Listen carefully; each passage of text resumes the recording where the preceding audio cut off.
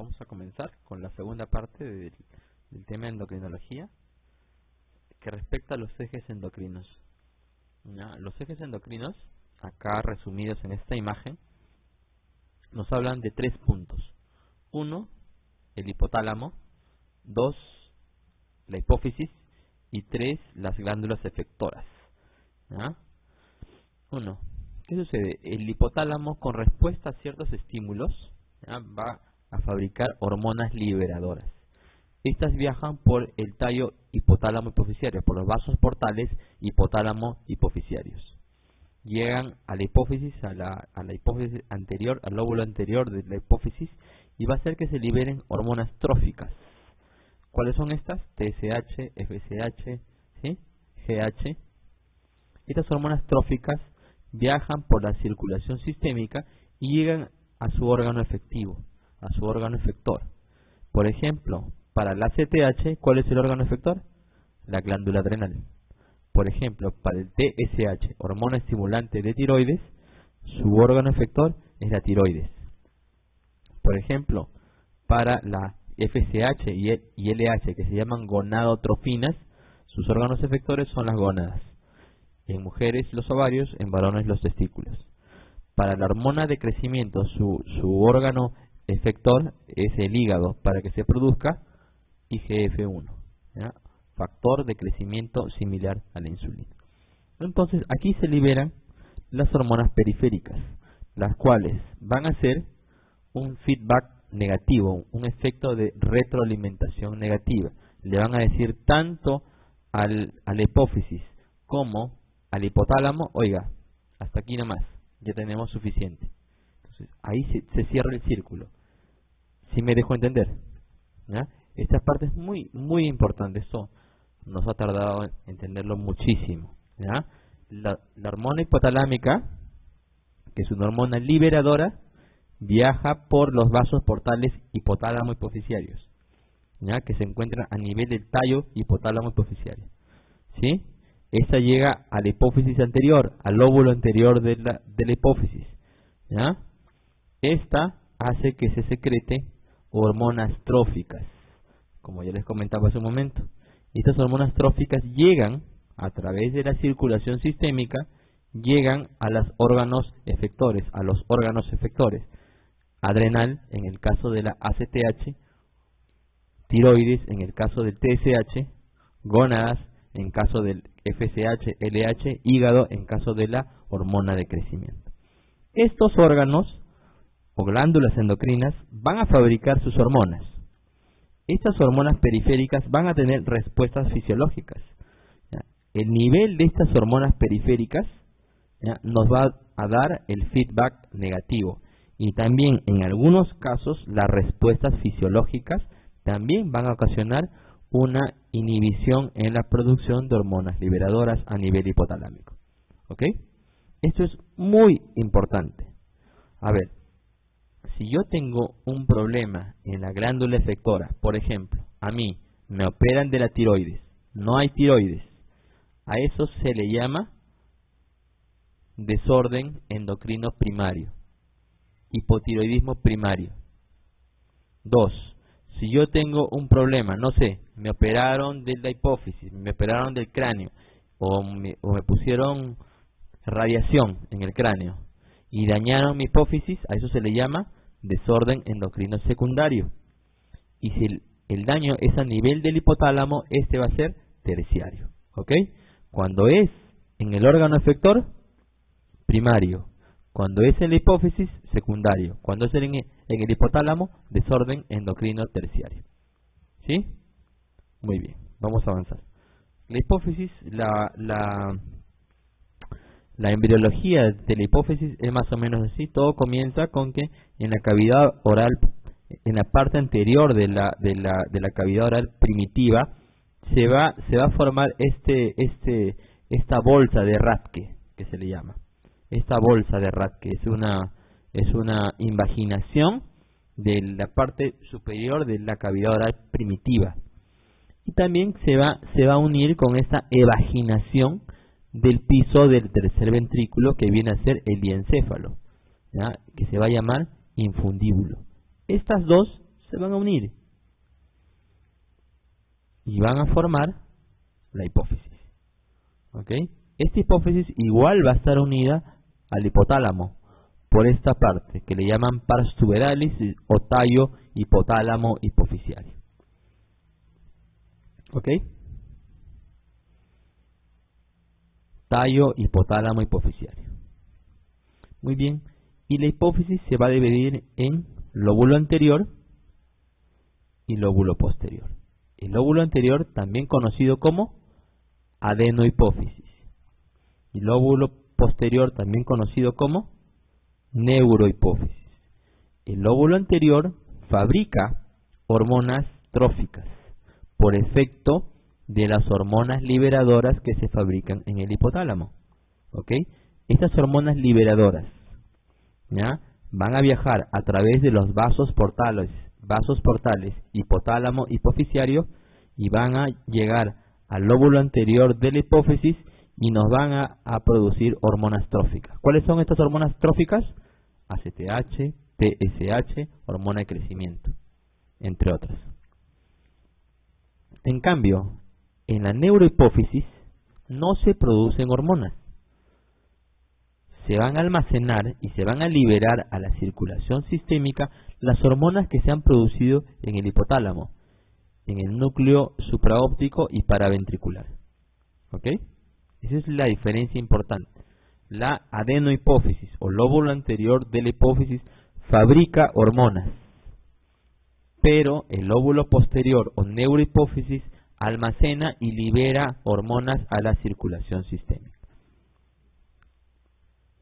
Muy bien, esto es un diagrama un poquito más útil.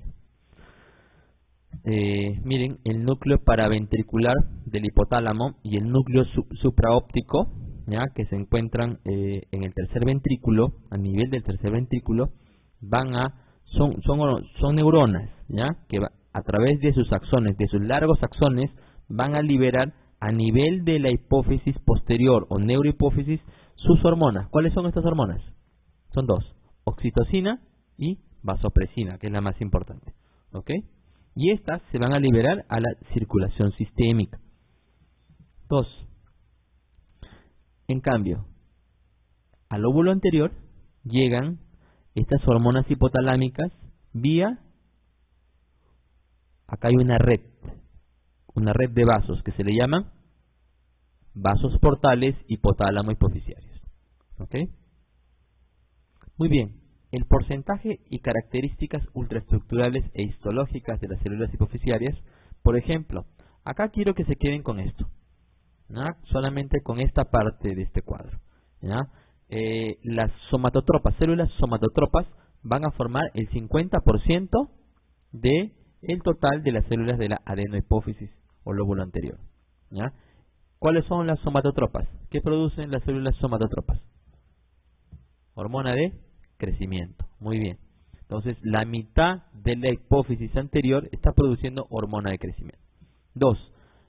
El 10 a 25% son lactotropas. ¿Qué producen? Prolactina. Muy bien. El 15 a 20% van a producir corticotropina. El 10 al 15% gonadotrofinas. Y un 10% aproximadamente tirotrofinas o tirotrofina. ¿Ok? Que es el TSH. Bien, esto más o menos es el porcentaje de distribución de las células a nivel de la adenohipófisis. Muy bien, vamos a centrarnos primero en la adenohipófisis.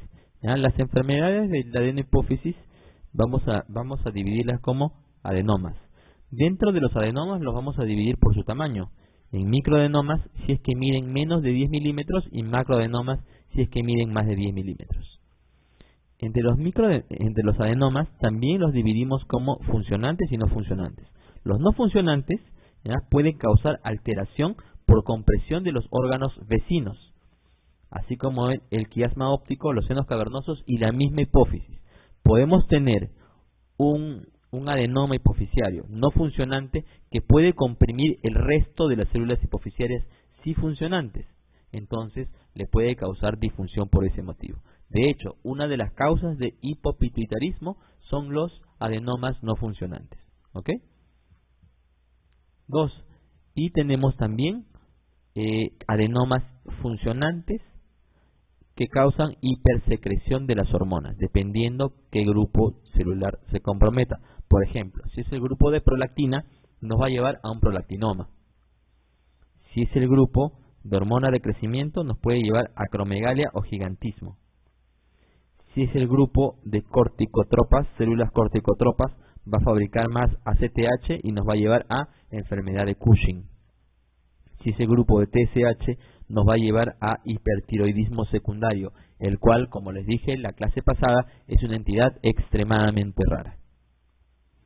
Muy bien, y también otra de las enfermedades importantes en la adenohipófisis es el hipopituitarismo, es decir, disminución en la producción de las hormonas de la adenohipófisis. ¿Ya? Este puede ser total, que también se le conoce como panhipopituitarismo, o puede ser parcial, en los cuales podemos encontrar deficiencias aisladas de, por ejemplo, hormona de crecimiento. En niños los puede llevar a talla baja y en adultos les puede llevar a una disfunción de hormona de crecimiento en el adulto. Si es ACTH nos puede llevar a insuficiencia suprarrenal secundaria. Como tenemos menos corticotropina, entonces se va a fabricar menos o no se va a fabricar cortisol. Si tenemos menos TSH, vamos a fabricar menos T4 y T3. A esto se le llama hipotiroidismo secundario. Y si es que ocurre esto a nivel de las células que producen FSH, LH, que se le llaman también gonadotrofinas, ¿ya? Vamos a tener un cuadro de hipogonadismo hipogonadotrófico. ¿Ok? Muy bien. El hipopituitarismo es la deficiencia en la producción de las hormonas de la hipófisis. Tiene una prevalencia aproximada de 45.5 casos por cada 100.000 habitantes y tiene una incidencia de 4.2 casos por cada 100.000 por año. Aumenta con la edad. Puede ser parcial, es decir, de una o más hormonas, o total, de todas las hormonas, también conocido como panhipopituitarismo. El compromiso hormonal suele ser sucesivo. Primero se comprometen las gonadotrofinas, luego la hormona de crecimiento, luego el TSH, luego la prolactina y finalmente la adrenocorticotropina o ACTH. ¿Ok? Otra vez. El compromiso hormonal suele ser sucesivo. Primero se comprometen FSH, LH, gonadotrofinas, luego hormona de crecimiento, luego TSH, hormona estimulante de la tiroides, luego prolactina y finalmente adrenocorticotropina o ACTH. ¿Ok? Muy bien, si tenemos deficiencia de ACTH vamos a tener insuficiencia suprarrenal secundaria. Si tenemos deficiencia de gonadotrofinas vamos a tener hipogonadismo hipogonadotrófico. Si tenemos deficiencia de TSH vamos a tener hipotiroidismo secundario. Porque el primario, ¿dónde es? ¿Dónde es el problema? Cuando tenemos hipotiroidismo primario. El problema es ahí, ¿no? En la tiroides. ¿Ya? El terciario sería en el hipotálamo. Muy bien. Si tenemos deficiencia de hormona de crecimiento, tendremos talla baja en niños o deficiencia de hormona de crecimiento en el adulto. Si se compromete incluso la neurohipófisis y tenemos deficiencia de vasopresina o ADH, hormona antidiurética, vamos a observar el cuadro de diabetes insípida. Muy bien, y si tenemos deficiencia de prolactina y es una mujer que está en etapa de lactancia, vamos a tener agalactia. La mujer no va a poder producir leche para que lacte el bebé. Muy bien, los síntomas son principalmente por deficiencia de ACTH y cortisol. La deficiencia de ACTH y cortisol nos va a llevar a fatiga, palidez, anorexia, alopecia, pérdida ponderal. Si el cuadro es más severo, más agudo, vamos a ver náuseas, vómitos, hipotensión arterial, colapso circulatorio. A esto es a lo que llamamos crisis adrenal. Deficiencia de TSH y hormonas tiroideas. Nos va a llevar, los síntomas típicos son cansancio, intolerancia al frío, caída del cabello, trastorno cognitivo. Si hay deficiencia en gonadotrofinas y hormonas sexuales, vamos a tener oligoamenorrea, disminución de la libido, dispareunia, disfunción eréctil, infertilidad, alopecia. Y si por el contrario la deficiencia es de vasopresina, vamos a tener un cuadro de diabetes insípida que se caracteriza por polidipsia y poliuria. Muy bien, las causas del hipopituitarismo, vamos a encontrar una mnemotecnia como estas 9I. Las causas son las 9I. ¿Cuáles son estas 9I? I invasiva, I infarto, I infiltrativa, I injurias, I inmunológica, I iatrogénica, I infecciosa, I idiopática y aislada. Aislada en inglés es isolated, por eso es que le ponen las 9I. ¿Ya? Empieza con I. Muy bien, las causas, a ver, las invasivas son principalmente, son las más comunes, ¿ya? Los adenomas hipoficiarios. ¿Ya? De ellos también hay tumores que se encuentran en la región celar o paracelar. Por ejemplo, los craneofaringiomas. ¿Qué son los craneofaringiomas? Remanentes de la bolsa de Rathke. Muy bien, ¿se acuerdan que la bolsa de Rathke era una invaginación del techo de la cavidad oral anterior primitiva que se iba a unir con el infundíbulo del piso del tercer ventrículo, el diencéfalo, iban a formar la hipófisis? Pero a veces quedan remanentes de esta bolsa de Rathke, ¿ya? Eso se va a llamar craneofaringiomas, ¿ok? ¿Qué es un craneofaringioma? Si les preguntan, el craneofaringioma es un remanente de la bolsa de Rathke. Muy bien, hay otros cuadros como meningiomas, gliomas, gliomas ópticos, cordomas o metástasis de otros tumores. Infartos, otra I, infartos. ¿Cuáles son los típicos infartos? El síndrome de Sheehan o la apoplejía pituitaria. Infiltrativa, enfermedades como la sarcoidosis, hemocromatosis, histiocitosis. Injuria, por traumas craneales. Inmunológicas, existe un cuadro autoinmune que se llama hipofisitis linfocítica, que como lo hemos visto en la clase anterior, hemos visto las enfermedades, los síndromes poliendocrinos autoinmunes, ¿ya? La hipofisitis linfocítica está asociada a otras endocrinopatías autoinmunes. Iatrogénica, por radiación, por cirugía. Esto es la cirugía hipotálamo hipoficiaria, también es una causa importante de panhipopituitarismo. ¿Ya? Infecciosa, tuberculosis, micosis, sífilis pueden alcanzar a la hipófisis. Idiopática, existen algunas formas familiares asociadas a herencia ligada al cromosoma X u otras, por ejemplo el síndrome o el cuadro de Prader-Willi, la displasia septo-óptica. Aislada, existen formas monotróficas o monogénicas asociadas a genes que codifican hormonas hipoficiales. Es decir, que podemos tener alteraciones en algunos genes y nos van a llevar, por ejemplo, a deficiencia aislada de hormona de crecimiento o deficiencia aislada de prolactina. Muy bien, las causas del hipopituitarismo en esta revisión bastante reciente, el adenoma no secretor es el más frecuente en todas las series, ¿ya?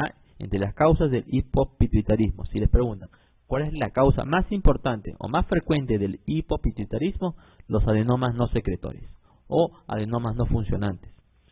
Después están los craneofaringiomas, prolactinomas, idiopáticos, tumores o adenomas de gonadotrofinas, silla turca vacía, síndrome de Sheehan, tirotropinoma, hemorragia, quiste aracnoideo, hipofisitis autoinmune, lesiones paracelares.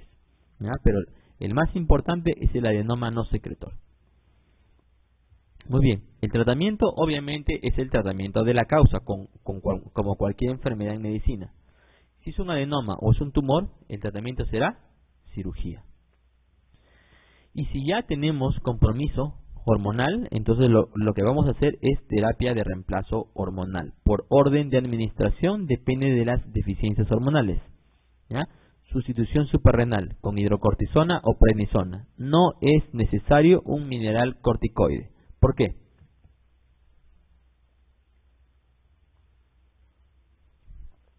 ¿Qué hace? Si yo no tengo ACTH, no viaja por la sangre el ACTH para que llegue a la suprarrenal y haga que se produzca cortisol. ¿Sí? Pero la glándula suprarrenal, la corteza suprarrenal, tiene 3 capas. ¿Se acuerdan? Las 3 capas. ¿Cuáles eran esas 3 capas? La capa glomerular, la capa fasciculada y la capa reticular. La glomerular, ¿qué produce? aldosterona, mineral corticoides. La fasciculada, ¿qué produce? Cortisol. Y la reticular produce dehidroepiandrosterona o andrógenos débiles.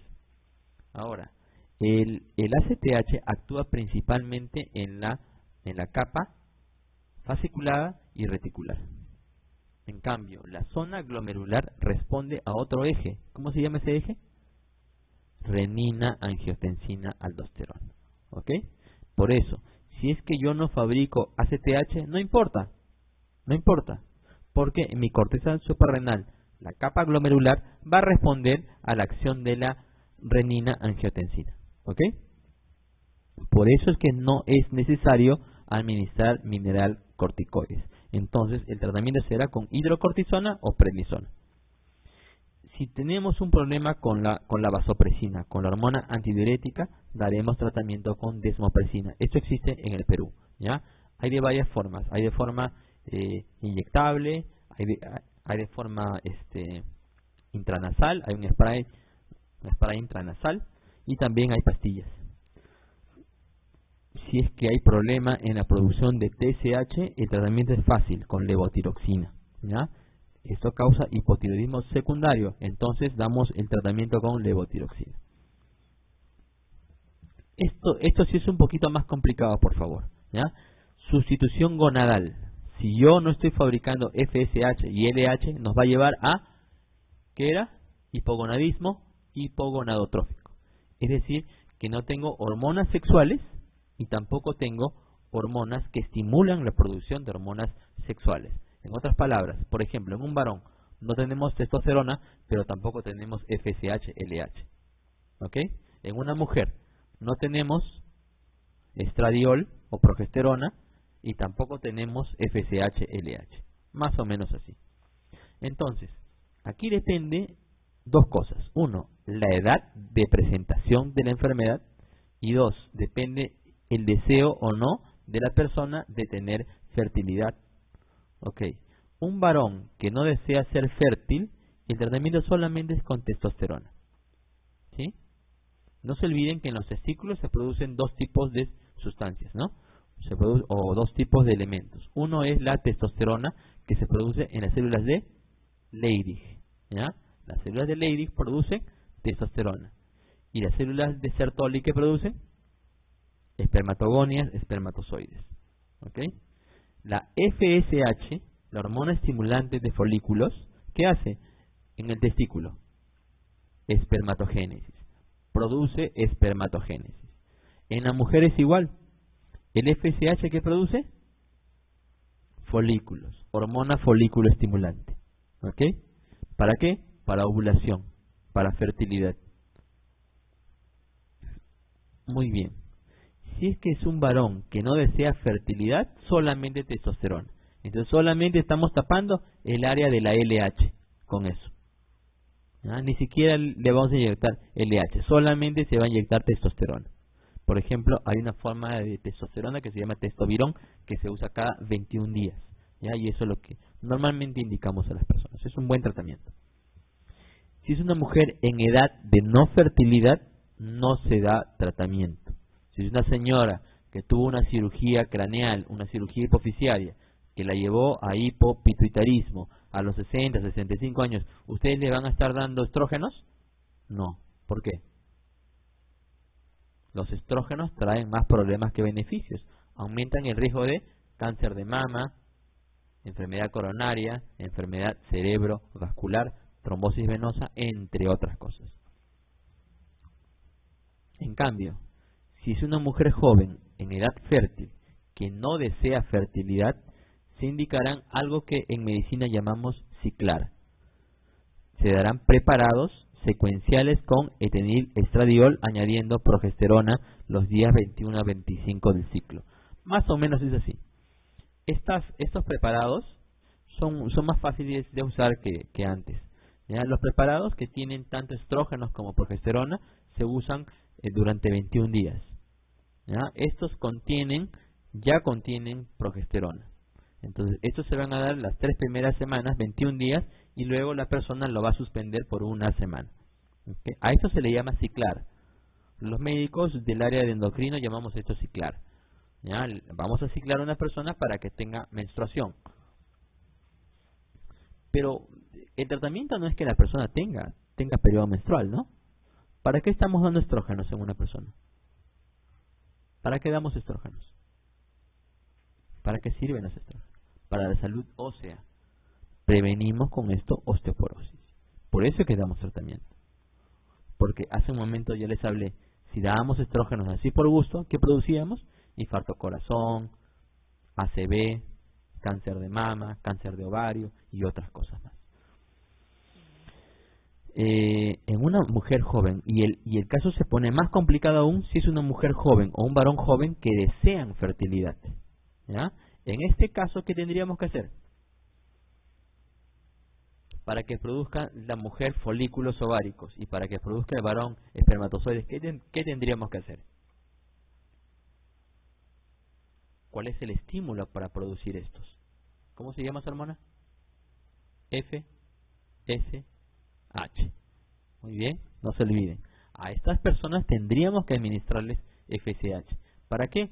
Para que aumenten la producción en el varón de espermatozoides y en la mujer de folículos ováricos. ¿Sí? Entonces aquí el tratamiento se pone mucho más complicado de lo que ustedes creen. Eso lo ven médicos del área de endocrinología que trabajan solamente en fertilidad, porque esto es muy complicado. ¿Quedó claro hasta acá? Un varón que no desea fertilidad, solamente testosterona. ¿Y qué va a conseguir con eso? Mantener sus caracteres sexuales secundarios, mantener su líbido, que su voz sea adecuada, que tenga vello en el pecho, no sé, ¿ok? Su musculatura que sea adecuada, pero no le va a dar, ¿qué no le va a dar? Producción de espermatozoides. Si es una mujer joven que no desea fertilidad, ¿ya? Y va a tener, y le vamos a ciclar para que tenga periodo menstrual, ¿de qué la protegemos? De osteoporosis. ¿Ok? Muy bien. Y si es una mujer en edad de no fertilidad, 50 años, 60 años, mejor no se da tratamiento. Si se da tratamiento con hormonas estimulantes de folículos, cuando las personas quieren fertilidad. ¿Ya? Es un tratamiento bastante complicado. ¿Sí quedó claro esto, no? Muy bien. Sustitución con hormona de crecimiento. En adultos, dosis pequeñas, en niños, dosis más altas, ¿ya? Para que alcancen la talla esperada. El seguimiento, ¿cómo se hace? Por ejemplo, en el eje suprarrenal, sintomatología. Que se resuelva la sintomatología que hemos visto hace un rato, ¿no? Que es astenia, pérdida ponderal. Seguimos la presión arterial porque las personas con hipocortisolismo tienden a tener hipotensión. ¿Y saben por qué? ¿Saben por qué hay hipotensión en el hipocortisolismo? Porque las catecolaminas funcionan con el cortisol. Es decir, que el cortisol potencia la acción de las catecolaminas. ¿Cuáles son catecolaminas? Adrenalina y noradrenalina. Entonces, estas sustancias que son hipertensoras, ¿ya? Que normalmente están en el organismo, en presencia de cortisol, van a tener una mejor actividad, una mejor función. ¿Ok? Muy bien. También los electrolitos, porque en la insuficiencia suprarrenal secundaria podemos ver algo de hiponatremia. En el eje tiroideo vamos a medir T4 libre. El otro día que estábamos en la clase conversamos que el seguimiento principal del hipotiroidismo es con TSH. ¿Por qué acá pongo T4 libre?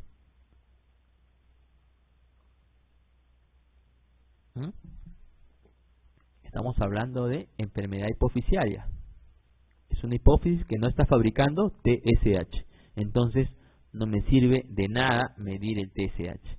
¿Ok? El TSH no va a cambiar. En cambio, si la enfermedad es primaria, como conversábamos el otro día, si el daño es primario, si yo no tengo tiroides, entonces tengo muchísima TSH, porque el TSH no sabe que no hay tiroides, entonces le manda más orden para que fabrique T4, pero esa orden nunca se lleva a cabo, entonces se va acumulando y aumentando la cantidad de TSH. Entonces al darle T4 vamos a hacer el feedback negativo que hemos visto hace un momento. ¿Sí? Eso es lo complicado de este tema de hipófisis. Lo que les debe quedar claro que todo esto que estamos conversando está en función de ese primer cuadro. ¿Sí? De ese primer cuadro. A ver, vamos a volver a repetirlo. Para los chicos que han llegado después, para que no se pierdan, porque esto es importantísimo. Esto con lo que empezamos, les aseguro. El R3, R4 yo me la pasé con esto. Así que no es tan fácil. ¿Ya? No es tan fácil. Otra vez, el ejemplo del hipotiroidismo. ¿Ya? Yo tengo dañado, no sé, me operaron de la tiroides. No tengo tiroides. Entonces, no va a haber un feedback negativo, porque no tengo T4. Mi tiroides fabrica T4 y T3, pero el más importante es el T4. Entonces no hay T4, entonces no se da esta retroalimentación negativa. No hay una hormona que le diga a la hipófisis, oye, ya no fabriques más TSH. O al hipotálamo, oye, ya no fabriques más hormona liberadora de tirotropina, TRH. Oye, entonces, ¿qué les va a pasar a estas sustancias? Van a aumentar. ¿Sí? ¿Qué ven en el hipotiroidismo primario? ¿Cómo se ve? ¿Cómo se hace el diagnóstico? TSH muy alto y T4 y T3 disminuidos. ¿Sí? Pero, si mi problema está acá, en la hipófisis, el órgano que fabrica TSH, ¿cómo esperan ver el nivel de TSH? ¿Cómo lo esperan ver? Disminuido.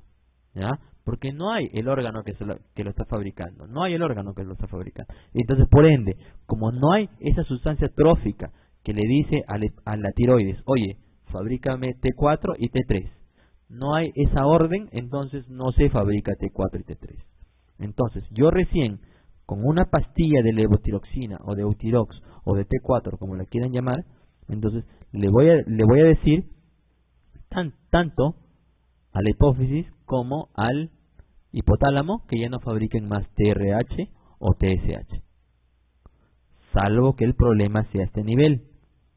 Si el problema es al nivel hipofisiario, esa orden no va a servir de nada, porque así le dé o no la medicación, no se fabrica TSH. Este órgano está por gusto, como quien dice, no funciona. Como el presidente, más o menos. ¿Sí? ¿Sí? ¿Nos quedó claro esa parte? Por favor, esto es fundamental para que nos entiendan. Ya les dije, eso ha costado mucho tiempo.